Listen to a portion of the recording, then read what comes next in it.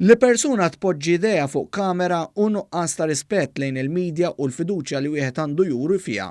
Din hija dikjarazzjoni tal-Istitut tal-Ġurnalisti Maltin fil-konfront tal-Partit Nazzjonalista wara li nhar il-Ħadd fi tmiem attività politika tal-kap Bernard Grech, uffiċjal fid-Dar Ċentrali ostakola l-Kamra ta' One News billi poġġa idu mal-lenti tal-kamera.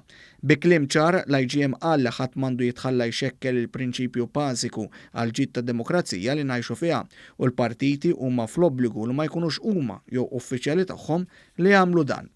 Appella li jekk hemm persuna li ma kellix awtorità tagħmel dan l-att, il-Partit Nazzjonalista kellu jieħu l-miżuri meħtieġa biex inċident bħal dan ma jerġax iseħħ. Min-naħa tiegħu il-Partit Nazzjonalista saħaq li l-persuna li tefet ida mal-kamera ma kellha l-ebda intenzjoni li tostakola l-kamera person ta' One News.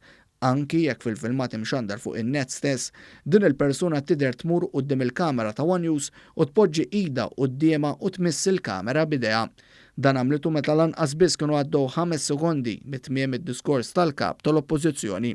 Fil-filmat ta' One News tidher id fuq il-lenti tal-kamera. Din mhix l-ewwel darba li f'attivitajiet ta' Bernard Grech One News spiċċa intimidat jew ostakolat milli wettaq xogħlu b'mod ħieles.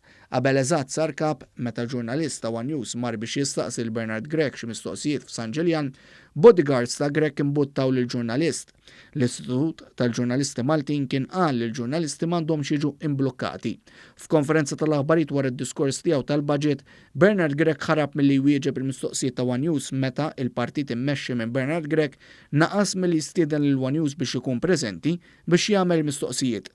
Għal dan l-IGM ukoll kien wara solidarjetà ma' One News u nnota l-att deplorevoli mill-Partit Nazzjonalista li jiftaħar tant bis-saltna ta' dritt u jitkellem tant biex il-ġurnalisti jitħallew iwettqu xogħolhom b'mod ħieles.